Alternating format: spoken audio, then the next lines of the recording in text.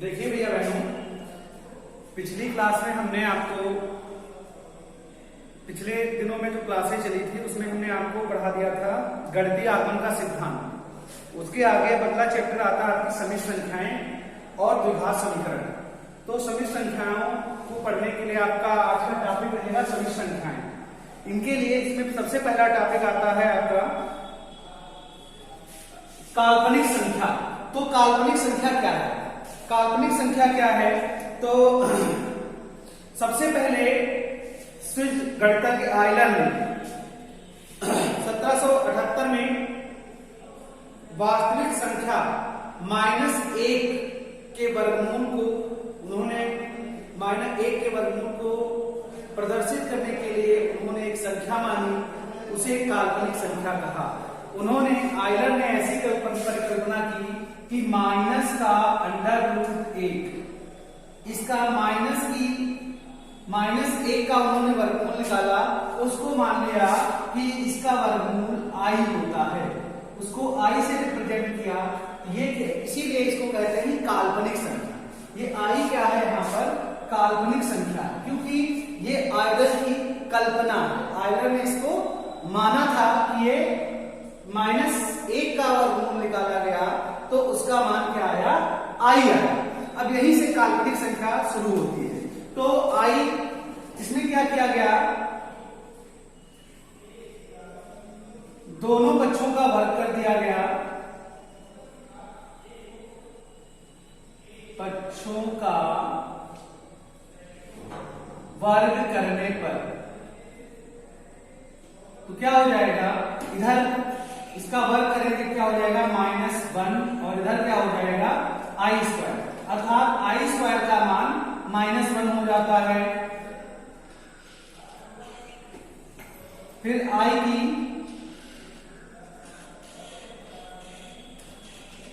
गुणा करने पे, दोनों बच्चों में i की गुणा किया तो i² × i हो गया, और इधर -1 × i हो गया। तो इधर क्या हो जाएगा? i³ माइनस का i, ये तीसरा i³ की वैल्यू हो गई। और इसमें क्या हो जाएगा? i की पावर 4 कितना हो जाएगा? i² × i²। तो i² का मान कितना है? i² की वैल्यू कितनी है थी? -1, तो -1 × -1, ये कितना हो जाएगा? 1 हो जाएगा। यानी i की पावर 4 की वैल्यू कितनी हो जाती है? 1 हो जाती है। ये आप अपने नोटबुक पे नोट कर लीजिएगा कि i² की वैल्यू -1, i³ की वैल्यू -i, और i की पावर 4 की वैल्यू कितनी होती है? 1 होती है। ये आपका टॉपिक यहाँ पर आयलर ने जो -1 का वर्गमूल निकाला, उसकी परिकल्पना की इसका मान i होता है। तो i की कुछ पावर है, उनकी वैल्यू आपको निकालना है। कैसे निकालेंगे वो आपके सामने है। अब इसके आगे पहली एक्सरसाइज जो आपकी द्विघात समीकरण और समिश्र संख्याओं की है वो इसी पर बेस्ड है। तो इसमें आपकी पहली एक्सरसाइज जो है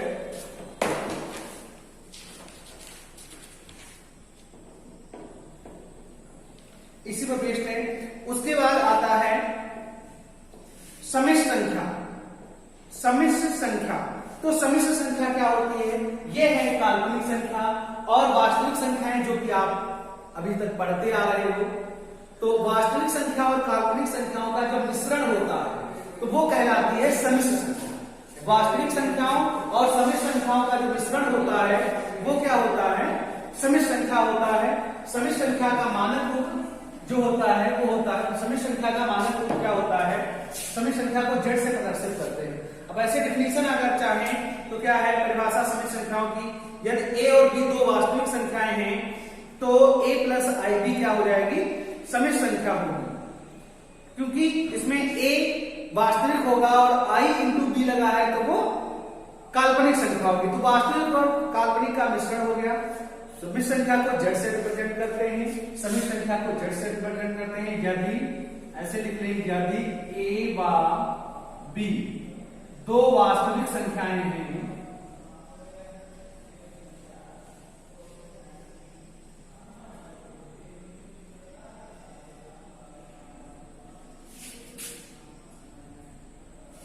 तो क्या हो जाएगा, तो समिश्र संख्या क्या हो जाएगी, z बराबर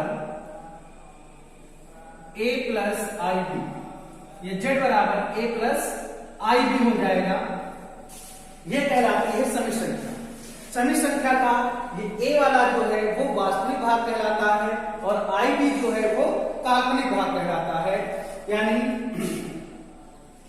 real part of z is equal to कितना हो जाएगा a और imaginary part of z is equal to कितना हो जाएगा b। ये वास्तविक भाग हो गया और ये काल्पनिक भाग। ठीक है, अब आता है अगला टॉपिक आपका आता है कि शुद्ध वास्तविक तथा शुद्ध काल्पनिक संख्या। तो शुद्ध वास्तविक और शुद्ध काल्पनिक संख्याएं क्या होती हैं, यदि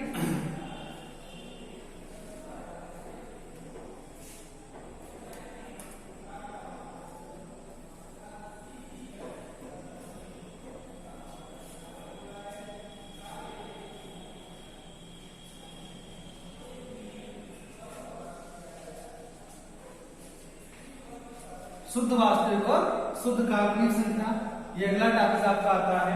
तो शुद्ध वास्तविक संख्या क्या होती है, यदि किसी समिश्र संख्या का काल्पनिक भाग 0 होता है तो संख्या क्या होती है, शुद्ध वास्तविक होती है। जैसे इसी में ले लें, हम अगर कहते हैं कि माना, इसमें मान ले हमने माना b इज इक्वल टू 0 हो जाएगा तो z इज इक्वल टू कितना आ जाएगा, a।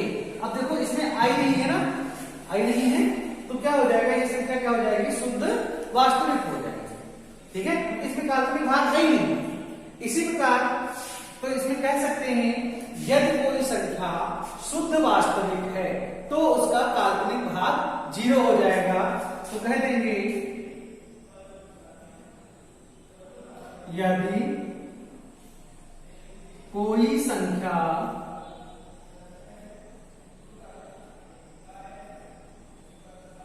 शुद्ध वास्तविक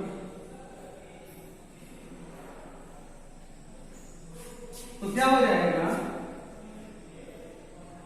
वास्तविक होगा तो इमेजिनरी पार्ट ऑफ z क्या हो जाएगा, उसका 0 हो जाएगा। और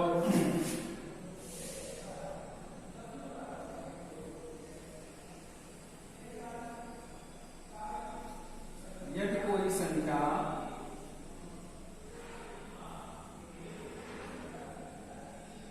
शुद्ध काल्पनिक तो क्या हो जाएगा, real part of z is equal to 0 होगा। अगर किसी संख्या का रियल पार्ट 0 है तो क्या हो जाएगा, वो संख्या शुद्ध काल्पनिक होगी। और यदि कोई संख्या शुद्ध वास्तविक है तो क्या हो जाएगा, उसका इमेजिनरी पार्ट 0 हो जाएगा। तो ये आगे 2 टॉपिक हो गए। अब अगला आता है, देखिए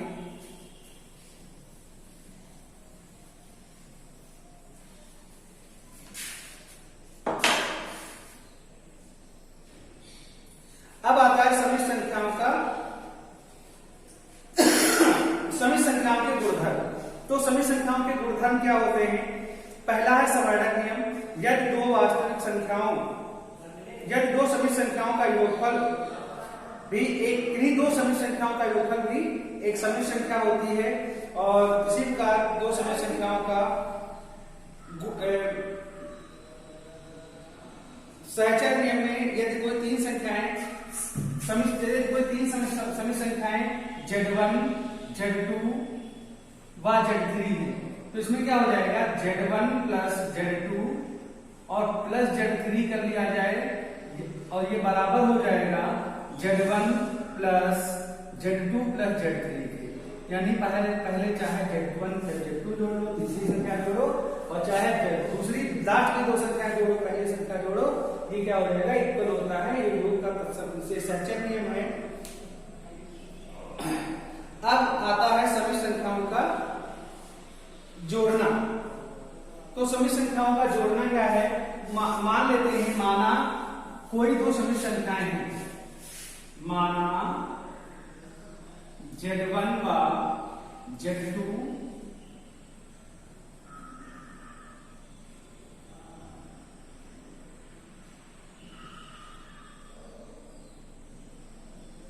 2 समिश्र संख्याएं हैं। तो क्या हो जाएगा, z1 is is equal to x1 plus i by one, और z2 क्या हो जाएगा x2 plus i by two.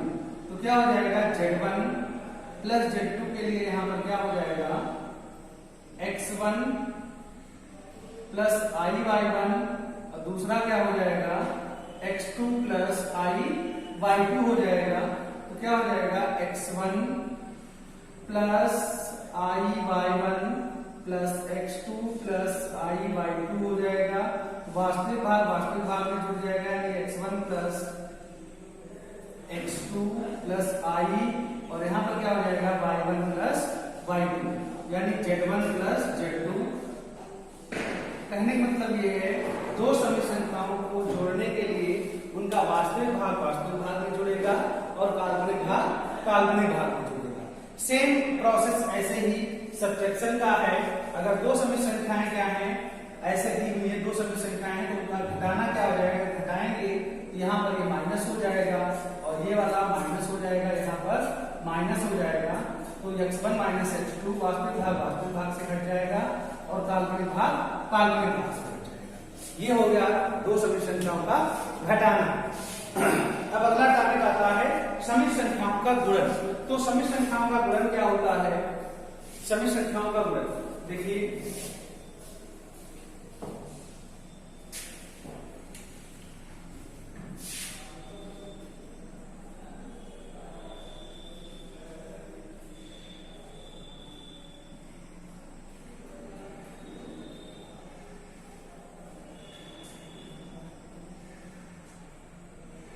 समी संख्याओं का गुणन, ये हो गया समी संख्याओं का गुणन। अब इसमें देखिए मान लिया हमने दो समी संख्याएं z1 बराबर x1 plus i by one और z2 बराबर x2 plus i by two, दो समी संख्याएं हैं। तो इनका जो मल्टीप्लीकेशन है यानी z1 इंटू z2, ये क्या हो जाएगा x1 plus i by one into x2 plus i by two. जैसे ही सिंपली जो ब्रैकेट आपके होते हैं जैसे उनकी मल्टीप्लाई होती है सेम वैसे ही मल्टीप्लाई कर लेंगे, यानी इसमें मल्टीप्लाई हो जाएगी तो क्या हो जाएगा x1 इंटू x2 प्लस इसकी मल्टीप्लाई इसमें हो जाएगा आई x1 इंटू y2 प्लस आई y1 इंटू x2 प्लस आई स्क्वायर y1 इंटू y2 हो जाएगा। तो आई स्क्वायर की भी वैल्यू आपको बताई गई थी, आई स्क्वायर का मान कितना होता है माइनस का मान होता है। तो यहाँ पर ये आई स्क्वायर की वैल्यू पुट कर देंगे तो क्या हो जाएगा x1 इंटू x2 प्लस इन दोनों में आई कॉमन ले लो x1 into y2 plus y1 into x2 minus y1 into y2।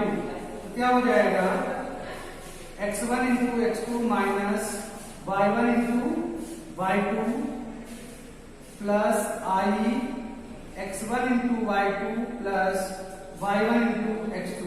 ये आ गया आपका समी संख्याओं का मल्टीप्लिकेशन। तो इसमें क्या हो जाएगा अगर इस समी संख्याओं का वास्तविक और काल्पनिक भाग में देखा जाए तो इन दोनों की मल्टीप्लाई का ये वास्तविक भाग ये हो गया, काल्पनिक भाग ये हो गया। यानी क्या होता है real part of z1 into z2, इसका वास्तविक भाग कितना है x1 into x2 minus y1 into y2। तो x1 क्या है, x1 देखो इसका अगर यहां से देखेंगे तो real part of z1 equal to क्या है x1 है, रियल पार्ट ऑफ z2 क्या है x2 है, imaginary part of z1 equal to क्या है y1 है, और इमेजिनरी पार्ट ऑफ z2 क्या है y2। तो ये x1 क्या है रियल पार्ट ऑफ z1, यानी real part of z1 into real part of z2 minus imaginary part of z1 and imaginary part of z2, imaginary part of z2। ये क्या होता है real part of z1 into z2। ये प्रूवमेंट कई बार आ चुका है आपके पेपर में, ये हो गया। अब इसी का अगर इमेजिनरी पार्ट यानी काल्पनिक भाग अगर पूछा जाए तो इसका काल्पनिक भाग क्या हो जाएगा imaginary part of z1 into Z2 equal to क्या हो जाएगा x1 into y2 plus y1 into x2। तो x1 क्या है real part of Z1, y2 क्या है imaginary part of Z2 plus imaginary part of Z1 into real part of Z2। ये क्या हो गया imaginary part of Z1 into Z2। ये हो गई आपकी दूसरी प्रमेय। ये दो प्रमेय करके आती है आपकी, कई बार आपको परीक्षा में पूछी गई। ये हो गया आपका सभी संख्याओं का गुणन। अब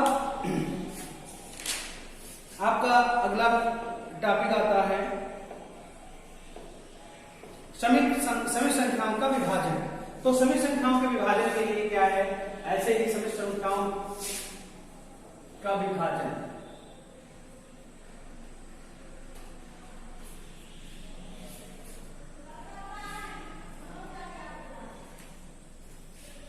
तो सभी संख्याओं का विभाजन कैसे होगा, बिल्कुल ऐसे ही है कि मान लेते हैं दो सभी संख्याएं Z1 Z2 दो सभी संख्याएं जिनकी वैल्यू क्या है,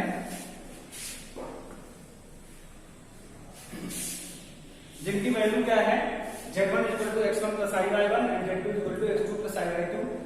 इसका आपको निकालना है Z1 को आपको Z2 से डिवाइड करना है। तो क्या हो जाएगा x1 प्लस i/1 अपान x2 प्लस i/2। अब नीचे वाले के कॉन्जुगेट से मल्टीप्लाई कर देंगे, कितना हो जाएगा x2 माइनस i/2 इंटू क्या हो जाएगा x2 माइनस i/2। तो इन दोनों मल्टीप्लाई कर लो, क्या हो जाएगा x1 into x2 minus x1 into y2 plus का y1 इंटू x2, इसकी मल्टीप्लाई से माइनस का i² y1 इंटू y2 अपान में देखो a प्लस b है माइनस b² माइनस b² होता है, यानी x2 का स्क्वायर माइनस i/2 का स्क्वायर हो जाएगा। i² की वैल्यू माइनस का 1 होती तो प्लस भी हो जाएगी, यानी x1 into x2 plus y1 into y2 अपान x2 का स्क्वायर प्लस y2 का स्क्वायर हो जाएगा। और यहां पर प्लस का i कॉमन ले लो, क्या हो जाएगा x1 into y2 plus y1 into x2 अपान क्या हो जाएगा x2 square plus y2 square हो जाएगा। ये क्या हो गया दो समी संख्याओं का विभाजन हो गया, यानी Z1 अपान Z2। ठीक है, ये इतना आपको आज हमने पढ़ाया है। इसके आगे का जो है सभी संख्याओं का वर्गमूल है, संयुग्मी सभी संख्याएं हैं, ये सारे टॉपिक मैं आपको कल क्लियर करा दूंगा। आज इतना पढ़ लीजिए, इतना तैयार कर लीजिए, अपने नोटबुक पर नोट कर लीजिएगा। और बाकी मैं इनका जो है इनका जो आपका बुक में दिया हुआ है उसके फोटो मैं अभी आपको भेज रहा हूं आपके व्हाट्सएप ग्रुप पे, उसको देख लीजिएगा।